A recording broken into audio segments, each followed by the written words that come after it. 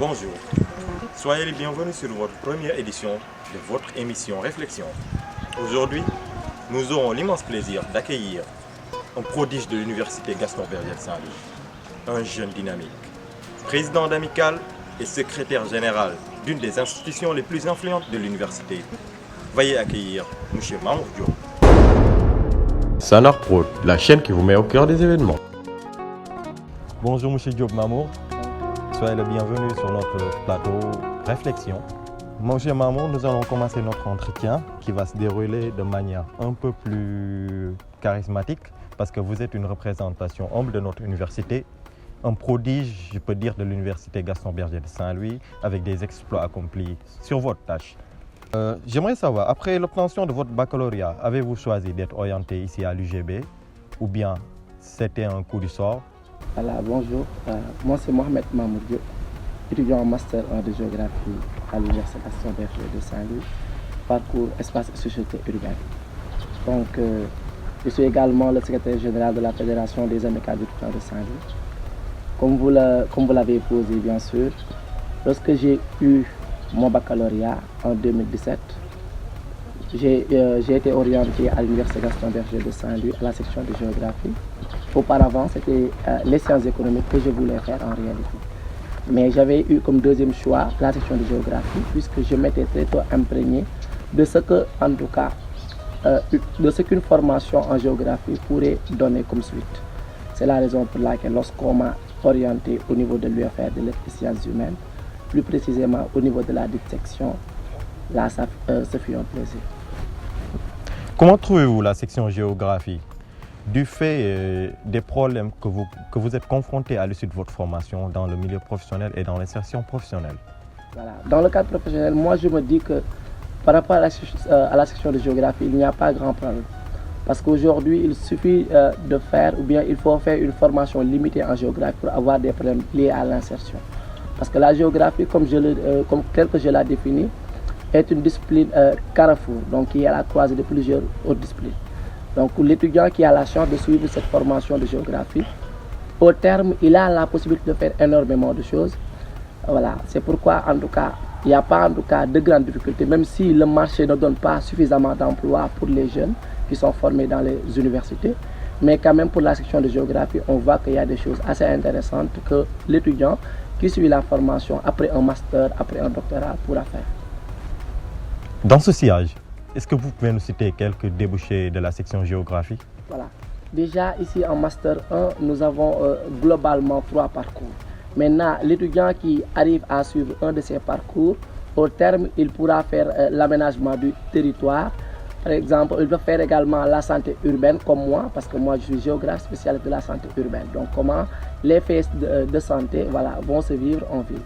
Donc on peut avoir également un urbaniste donc, qui va axer cette fois sa réflexion sur la ville.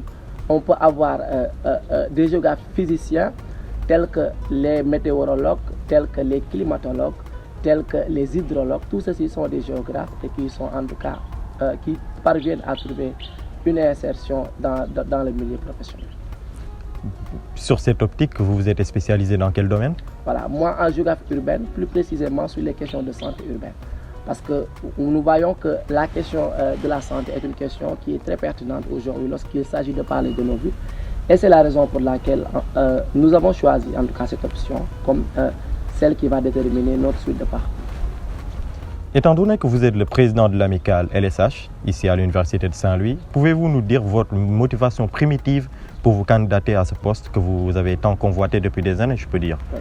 Voilà. Moi, ce qui m'a poussé en tout cas à convoiter ce poste de président de l'amicale de l'UFR des lettres et sciences humaines, c'est parce que tout simplement j'ai eu à constater un certain nombre de manquements. Donc une certaine défaillance que j'ai eu à noter par rapport au circuit des choses. Et c'est la raison pour laquelle, puisque je suis étudiant de l'UFR et que je me suis approprié cette UFR depuis mon premier jour, donc je n'ai pas manqué en tout cas de faire part de ma candidature aux étudiants qui n'ont pas hésité à me soutenir dans ce combat. Et aujourd'hui, on est en train de faire de belles choses au niveau de l'UFR. Ainsi fait, pouvez-vous nous citer quelques-uns de vos réalisations que vous avez eu à faire depuis que vous êtes au poste? Voilà, par rapport aux réalisations que nous avons faites, parce que nous, lorsqu'on a voulu candidater, C'est 3 points essentiellement qui ont justifié notre candidature. Le premier problème, c'est le problème des jardins. Et vous êtes en train de voir qu'il y a des améliorations dans ce sens. Aujourd'hui, nous sommes dans un projet de réhabilitation des jardins de l'UFR des sciences humaines. La question de la connectivité également, le Wi-Fi également, il est actuellement disponible et tous les étudiants en tout cas peuvent se connecter. L'autre problème, c'est le problème de la boutique et aujourd'hui, on voit que la boutique, elle est fonctionnelle, elle est même multifonctionnelle parce qu'elle offre en plus beaucoup de possibilités aux étudiants même que par rapport aux autres UFR. Qu'attendez-vous auprès de vos collaborateurs étudiants dont vous êtes leur président? On sous-entend tous les étudiants de l'UFR LSH, bien sûr. Qu'est-ce que vous attendez d'eux? Par rapport aux étudiants, vraiment, c'est une satisfaction que j'ai. Et je dis souvent, moi, ce qui me lie à l'UFR, aux étudiants de l'UFR, c'est une histoire d'amour en réalité. Parce qu'ils n'ont pas hésité à chaque fois que j'ai besoin d'eux pour pouvoir, en tout cas, soutenir ma candidature, pour pouvoir également soutenir mes réflexions. Et aujourd'hui, ça se voit partout dans l'UFR. Voilà, les gens ont une estime vis-à-vis de ma modeste personne et de tous les membres du bureau. Donc vraiment, peut-être en tout cas une orientation que je vais donner, c'est-à-dire qu'ils puissent en tout cas se ranger derrière l'amicale, puisque l'amicale est la structure en tout cas qui est là pour l'étudiant. Et je pense que dans une gestion participative, tous les étudiants en tout cas devraient s'engager à nos côtés pour que l'on puisse réussir la mission en tout cas qui est sur la table. Et je pense qu'avec le soutien sans faille des étudiants, on pourra en tout cas faire des choses assez intéressantes. Beaucoup de vos confrères étudiants se posent la question de savoir comment est-ce que vous pouvez allier vos études avec vos postes que vous occupez, qui sont des postes influents au niveau de l'université. Comment est-ce que vous faites pour cumuler tout ça? Voilà. Moi, je dis souvent, parce que c'est une question qui revient souvent, comment vous faites pour gérer les fonctions et les études? Moi, je pense que, en tout cas, les fonctions ne constituent pas une entrave par rapport à votre cursus. Et la preuve, c'est peut-être quelque chose que je ne suis pas obligé de dire, mais l'année dernière, je suis major de mon parcours et pourtant j'étais au moins dans 5 structures au niveau de l'UGB. J'étais engagé en tant qu'EG pour la plupart dans beaucoup de structures et ceci ne m'a pas en tout cas empêché de faire en tout cas des choses assez intéressantes dans mon parcours. Donc voilà, c'est comme une incitation que je donne, peut-être une nouvelle donne que je mets pour les étudiants, en disant que ce n'est pas l'engagement qui va constituer un frein, en tout cas par rapport à votre cursus, mais juste il faudrait avoir juste une certaine organisation, planifier les choses, et lorsque vous planifiez les choses, vous avez une vision d'ensemble, et ça va vous permettre de régler tout ce que vous voulez régler. Par ailleurs, quels sont les bénéfices que vous avez enregistrés au niveau de votre engagement? Qu'est-ce que ça vous rapporte dans le niveau social, dans le niveau professionnel et tout? Oui. L'engagement, c'est vrai que l'engagement est quelque chose qui est assez difficile, surtout diriger des intellectuels. Moi, je me dis que diriger des intellectuels est la chose la plus difficile, mais à travers en tout cas cet engagement-là, la première chose déjà qu'on gagne, c'est le respect des autres. Et là, je pense que c'est l'une des choses les plus intéressantes au monde, de gagner le respect de ses semblables, gagner le respect des autres. Et également, il y a une satisfaction intérieure parce que lorsqu'on rend service, on a après une satisfaction intérieure. Même si l'autre, il ne nous dit pas merci, on a toujours cette satisfaction intérieure qui consiste à dire qu'au moins on a fait quelque chose. Voilà, parce que moi, je suis de ces personnes-là qui n'aiment pas, en tout cas, ne pas être important. Moi, devant chaque chose, j'aime être important. J'aime toujours faire des choses par rapport, au désir des gens, par rapport, en tout cas, aux besoins des gens. Sur cette optique de votre engagement et du fait que vous êtes un philanthrope, bien sûr, qu'estimez-vous? Est-ce que vous estimez qu'il y a des manquements au niveau de l'université que l'État devrait prendre en compte pour le bien-être de l'étudiant? Oui. Pour le bien-être de l'étudiant, je pense qu'il y a énormément de choses à faire sur le plan social comme sur le plan pédagogique. Parce que sur le plan pédagogique, déjà la semaine dernière, j'étais en train de me dire qu'il y a beaucoup, en tout cas, de choses qui manquent dans les maquettes qui sont proposées au niveau des sections et des UFR. Je pense qu'il y a une formation complémentaire en tout cas, qu'on devrait insérer. Des étudiants parviennent à avoir leur master, à avoir leur doctorat, alors qu'ils ont des problèmes par rapport à leur insertion, etc. Ou bien des formations en développement personnel, des formations en entrepreneuriat. Donc, seront en tout cas des choses qui seront les bienvenues dans ce cadre-là, dans ce temple du savoir à l'université. L'émission tire à sa fin. mais il y a une question qui suscite, je peux dire, la curiosité de tout notre public.